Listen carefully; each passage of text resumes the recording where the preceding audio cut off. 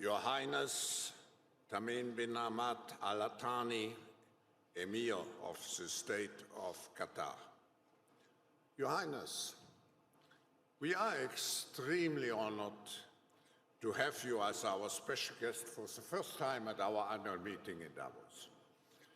Since many years, we have a strong cooperation with your country, and in 2010, I remember when we jointly hosted the Global Redesign Summit in Doha to address the aftershocks of the financial 2007-2008 crisis. Under your leadership, Your Highness, both as a Crown Prince and now as the Emir of Qatar, your country has become a major force in global affairs. Small country, big influence. Today, Qatar has established a reputation as a real partner in international peace, diplomacy, and mediation. You have expanded Qatar's ties with your neighbors, including with Saudi Arabia, Iran, and Turkey. You have successfully mediated conflicts in Africa, in the Middle East, and Asia, contributing substantially to international stability and the resolutions of conflicts. The current war in Ukraine has further highlighted the importance of Qatar, with countries in Europe and elsewhere looking to your country to meet their energy needs. Soaring oil prices boosted Middle East oil producers, especially your country, and this at a time when Europe reduces energy imports. What has always impressed me is the forward orientation of your country and your policies, particularly also in the area of education, for example. You have now 6 of the best global universities in Doha, while Qatar University has established a reputation as a center of excellence. Finally, Your Highness, you played a major role in shaping Qatar's contributions to the world of sports. Qatar has started to play a leading role as a global sports destination, hosting the Grand Prix Qatar, and of course, we all are looking forward to the World Cup, FIFA World Cup Qatar 22. I will come back to this in the following session. Please join me all in welcoming His Highness Tamim Bin Hamad Al Thani.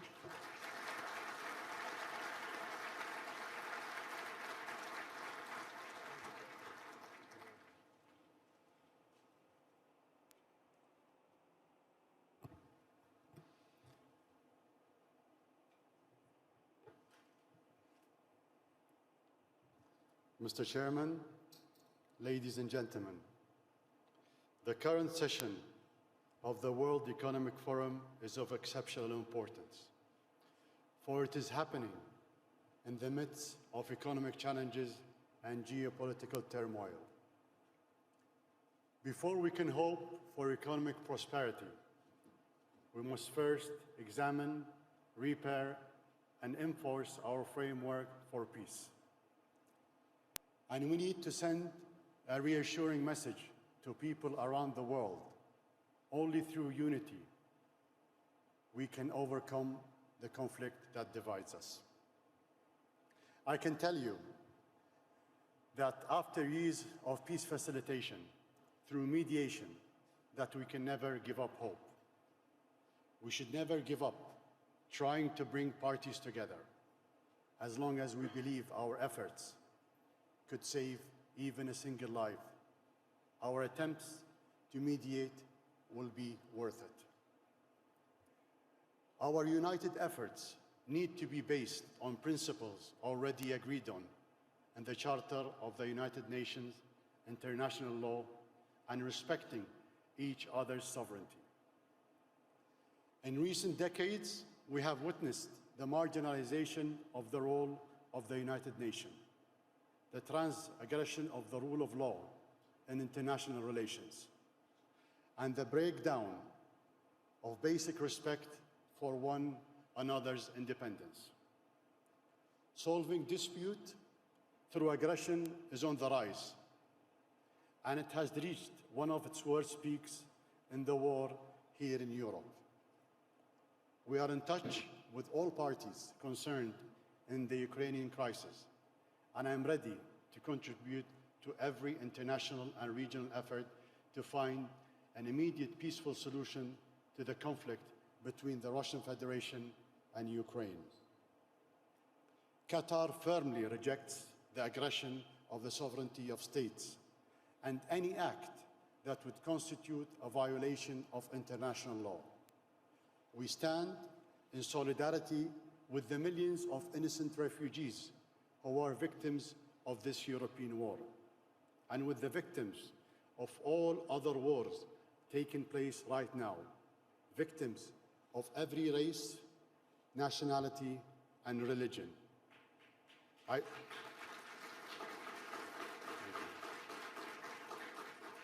I want us to help all of them. As we rightly apply laser focus to find a diplomatic solution to the Ukrainian crisis, I hope we can equally give as much attention and effort to resolving all those forgotten or ignored conflicts. They all deserve peace, security, and dignity. The most glaring example is in Palestine, which has been an open wound since the establishment of the United Nations. Those families have been occupied for decades with no relief in sight. The escalation in illegal settlement aggression has been relentless, and the same goes for the continual attacks against the Palestinian people. I keep praying that the world wakes up to the injustice and violence and finally acts. Shireen Abu Akleh,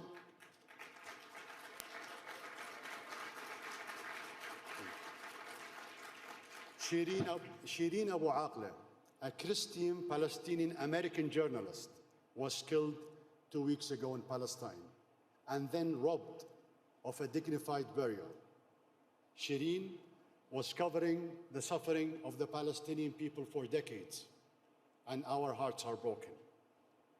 Her death was just as horrific as the 7 journalists killed in Ukraine since March of this year, and 18 other journalists killed in Palestine since 2000, and many other journalists killed in the line of duty in Iraq, Syria, and Yemen.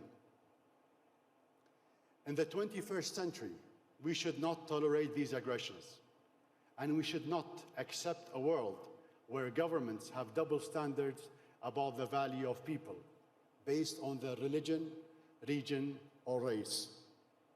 We consider the value of each European life to be just as precious as someone from our region. Distinguished audience, as a small state, maintaining regional and international peace and security constitute a special priority for the state of Qatar. We work tirelessly to help manage, solve, mitigate conflicts, including our ongoing efforts in Afghanistan. We were honored to be able to help with the evacuation efforts in Afghanistan, and it was only possible thanks to the years spent investing in peacekeeping, expert mediation, state-of-the-art military and special forces, search and rescue teams ranked as some of the best in the world, and the countless hours of sweat, tears from so many. All those years of investment, training, building strategic partnership paid off. At a time when we were needed to step in and rescue people, I'm so grateful for all your sacrifices. My friends, I also consider protecting the environment to be a responsibility for all of us. Qatar has placed sustainability front and center and focus our rescue resources to develop emission reduction technologies and cleaner energy.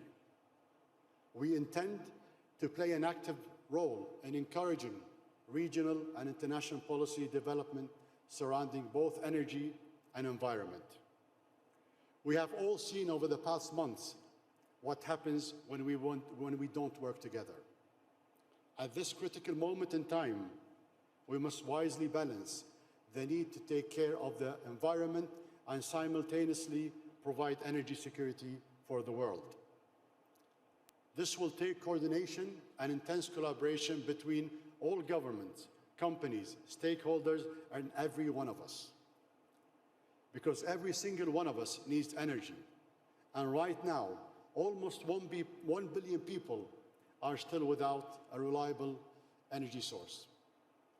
As one of the largest producers of liquefied natural gas in the world, Qatar invested in LNG expansion efforts for years, understanding that LNG is a critical base-load energy source needed during the transition which is already taking place. Increased energy production can provide the world with a cleaner, safer, more reliable and flexible energy. Achieving global energy security will lead to market stability and reduce the economic effects of the current energy crisis. Ladies and gentlemen, as most of you know, for the first time in the Middle East, Qatar will be hosting the FIFA World Cup the end of this year. We are working hard so this major sport event can allow our entire region the chance to host the world.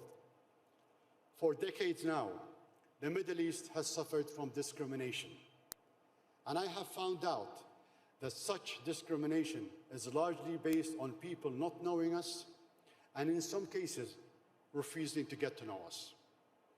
Even today, there are still people who cannot accept the idea that an Arab Muslim country would host a tournament like the World Cup.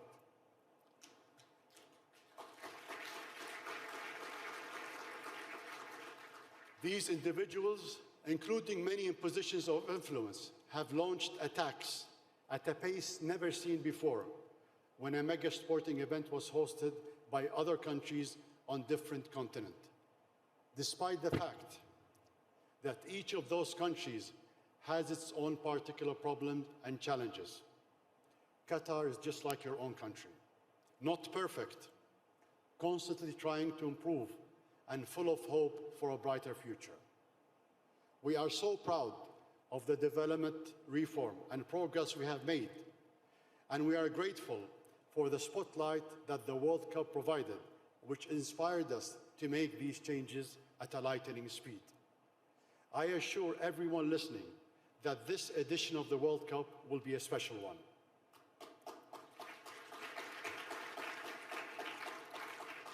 We believe that sport is a tool for positive change, promote tolerance and respect, empowers youth, and inspire unity. We stand by that belief, and I hope you will join us to discover the beautiful game as it is played in our country. Ladies and gentlemen, our common interest, our common responsibility, and the common destiny of all humanity required partnership, so we can all live together in peace. I thank you very much.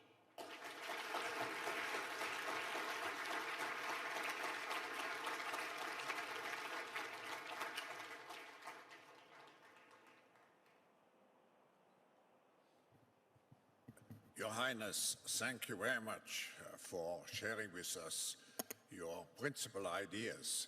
I would like to follow up with some questions. You recently were hosted by President Biden at the White House in January 22. And during the visit, President Biden designated Qatar as a major non-NATO ally.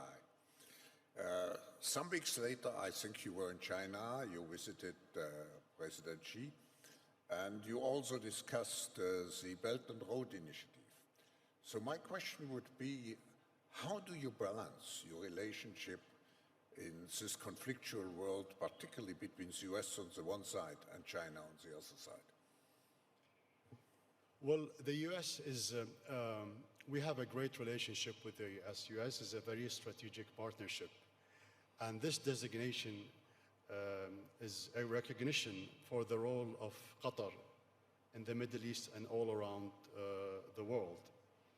And after that, as you mentioned, Professor, yes, I am an IOC member of International Committee, Olympic International Committee, and I had the chance to visit Beijing for the opening ceremony of the Winter Olympic Games, and I had the chance to visit President Xi and have a meeting with him. This recognition of Qatar is because of the role, as I said, that we've been doing in the last couple of years in peace facilitation, humanitarian aid, and also we work very closely with our allies in America and Europe as well to counter terrorism. We have this great understanding, and as I said, we are doing a lot in peaceful facilitation, and one important role that we're doing as well, humanitarian aid. We are very proud and happy that we are helping to educate more than 12 million people around the world. This is very important. And also in our region, we are helping to create jobs by helping the youth to create their own business. We, as I said, we work very closely together with our allies to counter terrorism. Also, our duty, we are blessed with the resources. We need to also work in parallel to give the youth in our region hope by good education and create jobs, because this is very important to prevent terror, prevent any, let's say, extremism or terrorism. China, we have a very good relationship with China. We have a very strong economic relationship with China. And we supply China with gas. Also, how we see the world is we don't want to see the world as polarized between two big superpowers. This is not the interest of all of us, including many countries in the West as well. Being a peace facilitator for many decades, we believe the only way to solve all those conflicts is through dialogue. We understand there are conflicts and there are differences, but we should never give up hope, and I think the only way is for them to sit together and try and solve all those disputes. Your Highness, I will come back to this question later, but I would like to take up what you said about Qatar as a major, I think, second largest exporter of gas. Just to take the figure, 77 million metric tons per year. Now, you have received quite a number of, you are helping the world to, in its energy transformation and reaching energy independence. You have received particularly visitors from Europe. And my question would be, to what extent actually do you feel that the gas created by your country can fill the gap which is arising in Europe? Yeah, that's the topic now that everyone is speaking about. We have to understand that this energy crisis wasn't due to the war in Europe. It was way before that. But of course, the war in Europe maybe made it more difficult. We took the risk years ago to invest in the LNG expansion, understanding that this LNG is needed for the transition period. We are exploring markets. We understand that there is a need and demand for gas. Qatar is a reliable partner. We work, we make sure as well that we do a lot in LNG, and we do also a lot in environment, which is very important in our vision. So, yeah, I mean, with all those expansion, we make sure that we have the state-of-the-art technology to make sure that, this progress in LNG will also reduce any issues concerning the environment. The technologies actually, are very, very fascinating and interesting, the way how things happen. I mean, it's a very technical issue. As much as our Minister of Energy tries to explain to me, it's just so complicated. But it's very interesting how now the flame reduction is working now. We've been spending a lot of investment in that. It's just how, the flame, instead of going out, we try to reduce the flame, reduce the pressure. Because of the pressure, you need to release the flame. So we're having technologies in reducing the flame, even with the new technologies on the ships as well that we have, the new ships. Instead of going out with the flame, we make sure that the gas comes back in the ship and also helps fuel the energy for the ships. So all those are new technologies, and as much as we do with the gas expansion, we make sure that it's sustainable and we protect the environment. And your important role, Your Highness, in the creation of hydrogen, which is a major subject of discussion also during this meeting. Yes, it is. I know that. Your Highness, you referred to the mediation role you have taken on, and to my mind comes particularly also how you facilitated the talks between the US and the Taliban. You mentioned yourself some of your engagements. You just visited last week, if I'm not mistaken, Iran, and you are acting as an important intermediary between actually the parties to revive the 2015 nuclear accord. Could you say some words about it? And could you also say, if you look at the global landscape and where mediation is needed, what could be your priorities at this moment?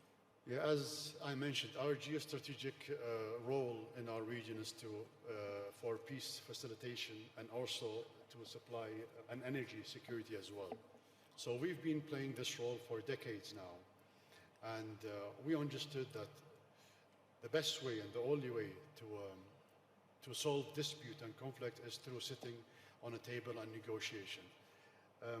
You mentioned about Afghanistan. Yes, we've been working closely with our allies in negotiation in Afghanistan, and it paid off. It paid off.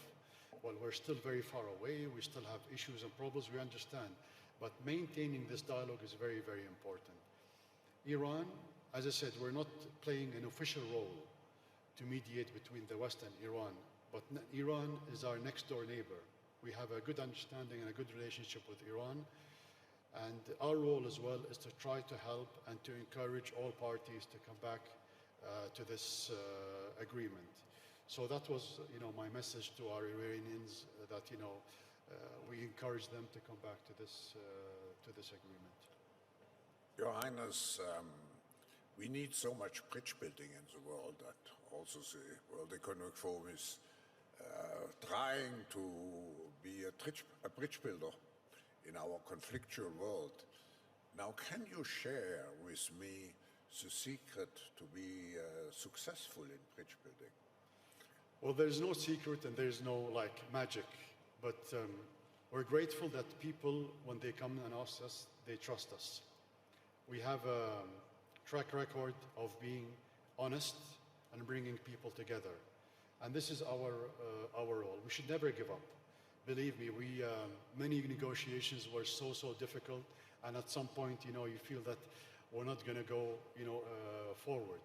But we should never give up. We are a small country, and we play this role, and we continue playing this role. And as I said, any contribution for peace and stability in the region and any part of the world, we will not hesitate when we're asked to do so.